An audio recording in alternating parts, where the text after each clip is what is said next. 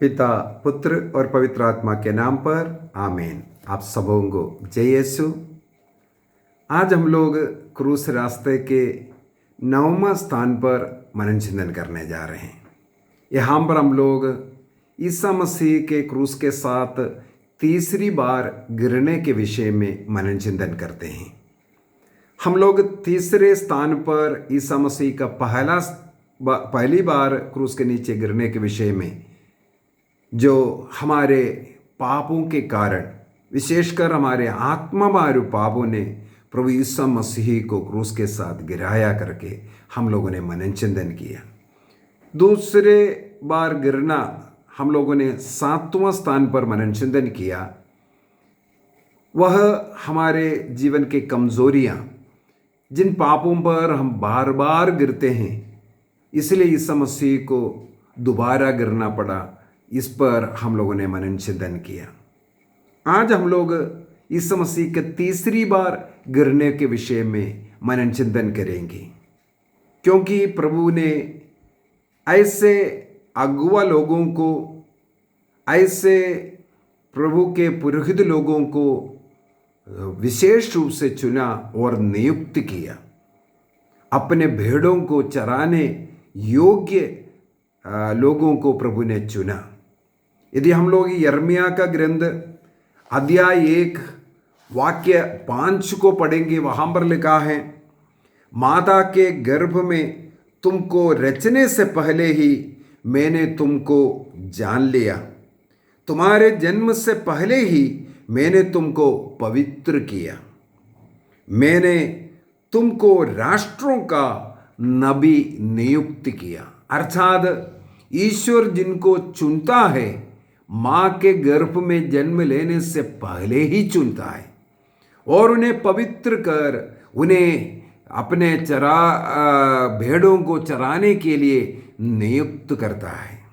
जिनको ये विशेष बुलाहट, इस विशेष चुनाव मिले हैं, वे कई लोग अपने उस बुलाहट के प्रति ईमानदार नहीं हैं। सांसारिकता में पढ़कर या संसार के वस्तुओं के लालच में पढ़कर, अन्य दुनियाई चीज़ों पर पढ़कर अपने उस बुलाहट के प्रति ईमानदार नहीं हैं, भ्रष्ट हैं। नेता लोग, चाहे हमारे देश की नेता हो या कलीसिया का, ईश्वर द्वारा नियुक्त है। ईश्वर ने उन्हें चुना है, लोगों के ऊपर उन्हें नेता बनाया है, अधिकारी बनाया है। लेकिन आज बहुत ही ऐसे भ्रष्ट नेता लोग, अधिकारी लोग हैं, अपने पैसा, अपने फायदा के लिए कुछ भी करने के लिए तैयार रहता है। ऐसे लोग जिनको प्रभु ने विशेष रूप से चुन करके अलग किया, वे जो भ्रष्ट हुआ, इस कारण प्रभु को तीसरी बार गिरना पड़ा। हम विशेष रूप से हमारे कलीसिया के अगुआ लोगों के विषय में मनन चिंतन करेंगे। यहाँ पर लिखा हुआ है, माँ के गर्भ से ही, उससे पहले ही प्रभु ने जाना, वहीं से ही उन्हें अलग किया और शुद्ध किया और नियुक्त किया। हमें उन चुने हुए लोगों का आदर सम्मान करना है, क्योंकि प्रभु ने उन्हें विशेष रूप से चुना और हमारे ऊपर नियुक्त किया। हमें सही रास्ता दिखाने के लिए, हमें अच्छे जीवन की ओर, स्वर्ग राज्य की ओर लेके जाने के लिए, हमारे आत्मिक ज़रूरतों की पूर्ति के लिए, हमारे लिए उदाहरण के रूप में प्रभु ने उन्हें चुनकर हमारे आगे रखा है। स्तोत्र ग्रंथ 105 वाक्य 15, साम 105 वर्स 15, वहाँ पर लिखा है, मेरे अभिषिक्तों पर हाथ नहीं लगाना, मेरे नबियों को कष्ट नहीं देना। मेरे अभिषिक्तों पर हाथ नहीं लगाना, मेरे नबियों को कष्ट नहीं देना। यहाँ पर ईश्वर कहते हैं, जो अभिषिक्त लोग हैं वे मेरा है, जिनको मैंने चुन करके अलग किया है, तुम्हारे ऊपर, राष्ट्रों के ऊपर नियुक्त किया है, वे मेरा है।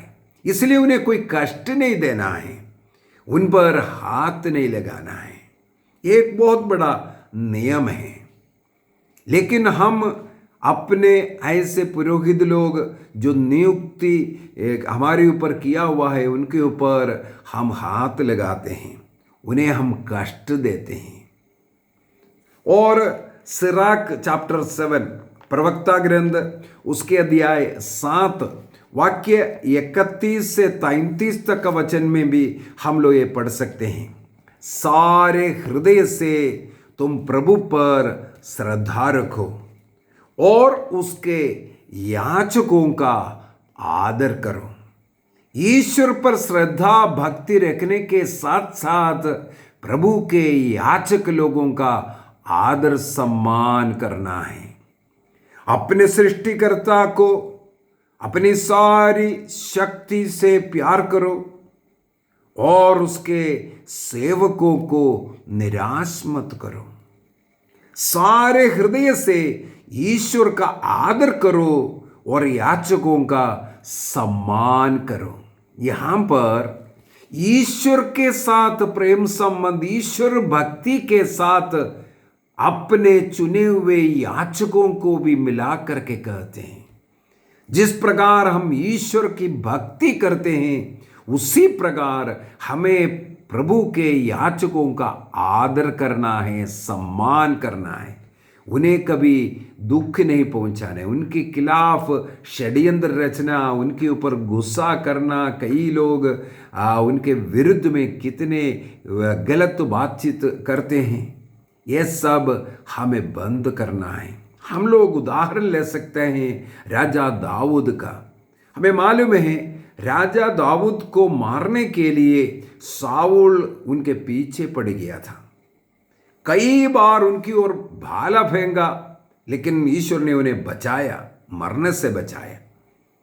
और साउल के हाथ से बचने के लिए दाऊद वहां से भागते हैं और राजा साउल उनके पीछे पीछे जाते हैं उन्हें मार डालने के लिए अपने सेना को लेकर। और ईश्वर ने उन्हें 2 बार दाऊद के हाथ में पकड़ाते हैं उल्टा। जो साउल दाऊद को मारने के लिए उनके पीछे पीछे पड़े हैं, सेना के साथ है,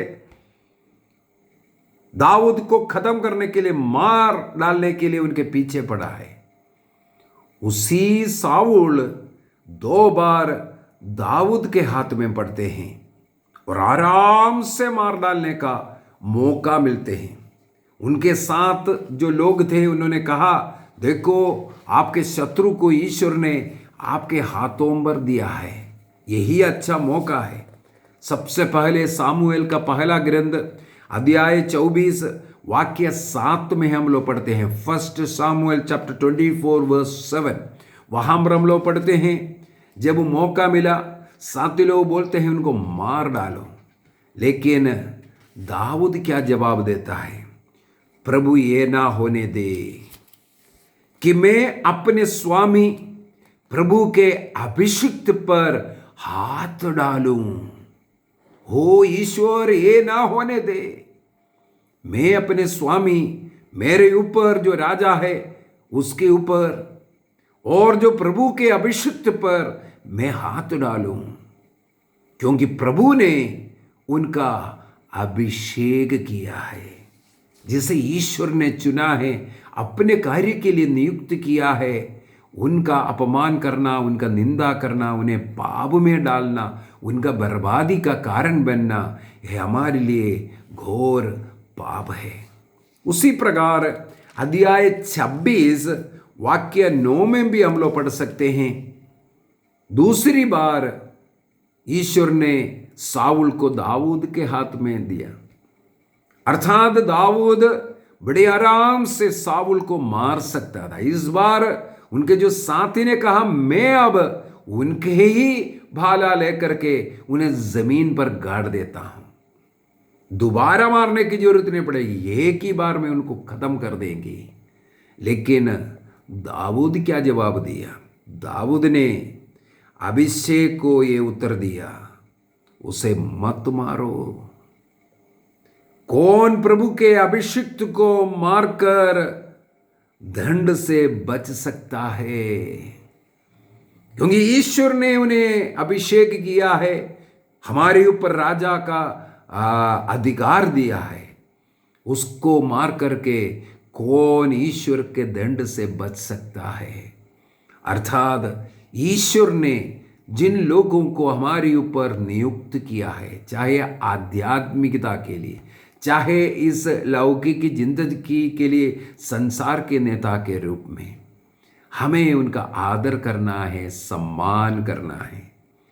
7वें स्थान पर प्रभु ईसा मसीह को दूसरी बार गिरना पड़ा, क्योंकि हम अपने अधिकारियों, अपने पुरोहितों, हमारे आध्यात्मिक गुरुओं का अनादर करते हैं। उनके पाप का कारण हम बनते हैं। अनेकों लोग इस प्रकार के आध्यात्मिक गुरुओं का विनाश का कारण बनते हैं। चाहे नशा पिलाना हो, चाहे वासना के पाप में गिराना हो, चाहे अन्य दुनियाई कामों में, गलत कामों में उन्हें फंसाना हो, हम इस प्रकार का कार्य ईश्वर के चुने हुए लोगों को, इसलिए स्तोत्र ग्रंथ के अंदर प्रभु कहता है वह मेरा है। प्रभु का जो है उन पर हम हाथ नहीं लगाना है। प्रभु उनके साथ किसी प्रकार का न्याय करना, अन्याय करना, जो करना है प्रभु को करने दो। हम लोग उनके विरुद्ध में बोलने वाला कौन होता है? हमें केवल उनका आदर करना है, उनका सम्मान करना है। उनके लिए पाप का, उनकी प्रार्थना, उनकी पवित्रता का जो जीवन में कोई भंग होने नहीं देना है। हमें उसका साधन नहीं बनना है, हम उनका साथी नहीं बनना है। इस प्रकार हमें उन्हें पाप में नहीं गिराना है। एक निर्णय कीजिए, हम हमारे पुरोहितों का, जो प्रभु ने जिन्हें हमारे ऊपर अधिकार दे करके रखा है, उन लोगों का आदर करेंगे, सम्मान करेंगे, उनके विरुद्ध में कुटकुटाएंगे नहीं। हम उसके लिए पाप का भागी बनेंगे। हम लोग देखते हैं जब मूसा नबी के विरुद्ध में लोगों ने कुटकुटाया, विषैले सांपों को भेजा था। जब उनके बहन मिरियम उनके विरुद्ध में बोला, वो कुष्ठ रोगी बन गया था, कोढ़ की बीमार बन गया। कोरह के समुदाय ने जब कलह किया, विद्रोह किया, वो भूमि फट करके भूमि के अंदर जाकर के समाप्त हुआ, खत्म हुआ। भूमि उन्हें निगल गया था। हमें हमारे पुरोहितों का आदर करना है, उनका पाप का कारण नहीं बनना।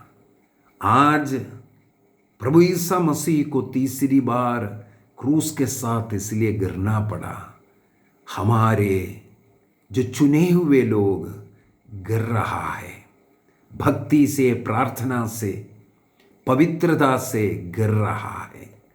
उनके उन पापों को, और हम गिराने वाले, हमारे उन पापों के कारण ईसा मसीह को क्रूस के साथ तीसरी बार गिरना पड़ा। आवे हम पश्चाताप करें। यदि हम या हमारे परिवार ऐसा कोई अपराध किया है और उन पुरोहितों के लिए हम रोज प्रार्थना नहीं करते, उनकी सेवा शुश्रूषा नहीं करते, हम उसके लिए प्रभु से माफ़ी मांगे। पवित्रता में जीने के लिए उनके लिए हम कोशिश करना है। प्रार्थना का सपोर्ट उनको चाहिए। आप बेशक कोई पैसा मत दो, खाना मत दो, कुछ मत दो, लेकिन रोज हमारे पुरोहितों के लिए प्रार्थना करेंगे, हमारे शिष्टगण के लिए प्रार्थना करेंगे। जितने भी कलीसिया के अगुआ लोग हैं, नेता लोग हैं, अधिकारी लोग हैं, उनके लिए हम रोज प्रार्थना करेंगे ताकि कलीसिया मजबूत रहे। एक पुरोहित को गिरना एक कलीसिया का गिरना है। अनेकों हजारों लोग उस कारण नष्ट होता है। इसलिए हमें हमारे बीच से, हमारे परिवार से चुने हुए हमारे पुरोहितों के लिए रोज प्रार्थना करना है। निर्णय कीजिए। यदि हम उनके लिए प्रार्थना नहीं करते हैं, उनके लिए पाप का कारण बनते हैं, हम पाप करते हैं।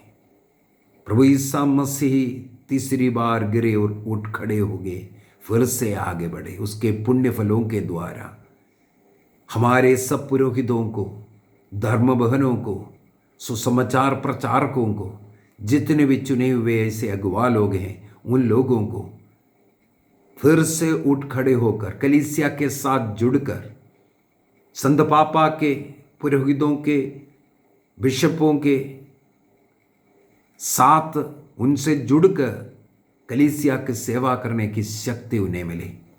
पवित्र आत्मा हम पर और उन पर इतना शक्ति एवं सामर्थ्य प्रदान करे। हम उनके लिए प्रार्थना करें और वो हिम्मत के साथ, शक्ति सामर्थ्य के साथ, पवित्र आत्मा से भरकर संसार को अपना जीवन का उदाहरण दे सके, सुसमाचार सुना सके। पिता, पुत्र और पवित्र आत्मा के नाम पर आमीन। आप सबों को जय यीशु।